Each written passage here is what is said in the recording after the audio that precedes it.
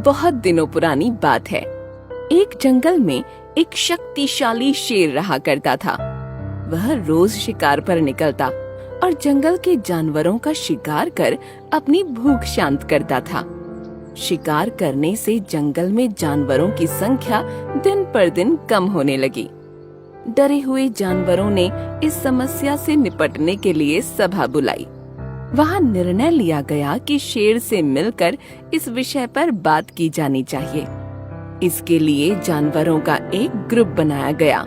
अगले दिन वह ग्रुप शेर से मिलने पहुंचा। शेर ने जब इतने सारे जानवरों को अपनी गुफा की ओर आते देखा तो आश्चर्य में पड़ गया।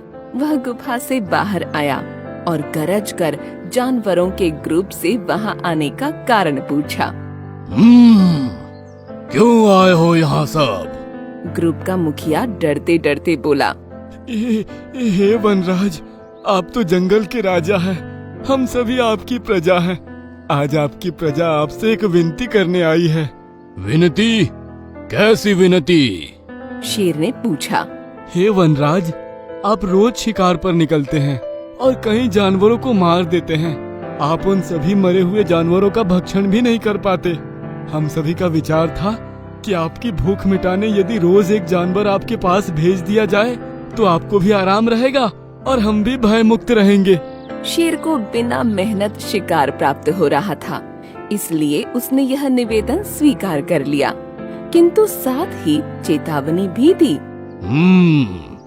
जिस दिन मेरे पास जानवर नहीं पहुँचेगा उस दिन मैं सबको मार डालूंगा, समझे? उस दिन के बाद से प्रतिदिन एक जानवर का चुनाव कर उसे शेर के पास भेजा जाने लगा। अब शेर दिन भर गुफा में पड़ा आराम करता। इसके कारण अन्य जानवर जंगल में सुकून से जीवन जीने लगे। एक दिन शेर का भोजन बनने की एक खरगोश की बारी आई। खरगोश शेर की गुफा की ओर तो चल पड़ा, किंतु मृत्यु निकट होने के कारण वह अत्यंत भयभीत था। वह धीरे धीरे कदम बढ़ाता हुआ चला जा रहा था। साथ ही किसी तरह से अपने प्राणों को बचाने का उपाय भी सोचता जा रहा था। चलते चलते रास्ते में एक कुआं पड़ा। कुएं के पास जाकर जब खरगोश ने उसमें झांका तो उसे अपनी परछाई दिखाई पड़ी। उसी क्षण खरगोश को अपनी जान बचाने का एक उपाय सूझ गया। उपाय सूझते ही खरगोश में एक नए जोश का संचार हो गया। उसे शेर के पास जाने की कोई जल्दी नहीं थी। कुछ देर कुएं के पास आराम करने के बाद वह शेर के पास पहुंच गया। इधर भूखा शेर अपने भोजन के आने में हो रही देरी से क्रोध में लाल पीला हुआ जा रहा था। जैसे ही उसने खरगोश को देखा उसका क्रोध और बढ़ गया। वह गरज कर खरगोश से बोला, मूर्ख खरगोश, मैं कब से इंतजार कर रहा हूँ। तू अब आया है। अब मेरी भूख बढ़ चुकी है। तुझ अकेले से मेरा क्या होगा? तुम्हें किस बेवकूफ ने मेरे पास भेजा है? तेरे बाद मैं अब उसे भी मार कर खा जाऊंगा। खरगोश हाथ जोड़कर गिड़गिड़ाया, वनराज, देरी के लिए मुझे क्षमा करें। विश्वास करिए, इसमें न मेरा दोष है न ही मुझे भेजने वाले का। हम तो 5 खरगोश आपका भोजन बनने निकले थे, किंतु रास्ते में एक दूसरे शेर ने हमें रोक लिया। जब हमने उसे बताया कि हम अपने राजा का भोजन बनने जा रहे हैं, तो वह 4 खरगोशों को मार कर खा गया और मुझे आपके पास ये संदेश देने भेजा कि अब से वह जंगल का राजा है। ऐसा कहा उसने?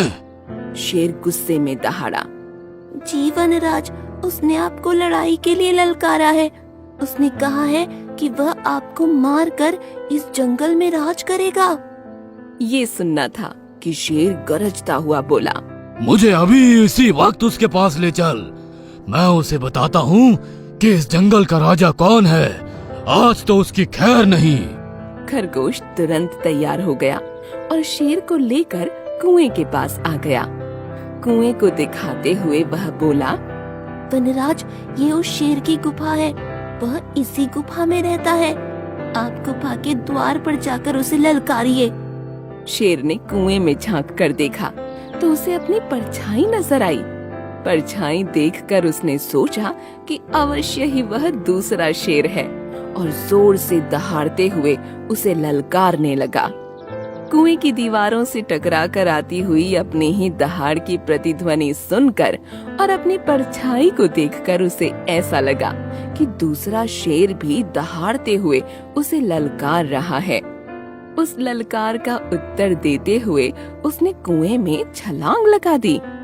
कुएं की दीवारों से टकराता हुआ वह पानी में गिरा और डूबकर मर गया। शेर के मरने के बाद खरगोश खुशी खुशी वापस लौटा और जंगल के अन्य जानवरों को ये खुशखबरी सुनाई। ये खुशखबरी सुनकर सब बहुत खुश हुए और सबने खरगोश की खूब तारीफ की।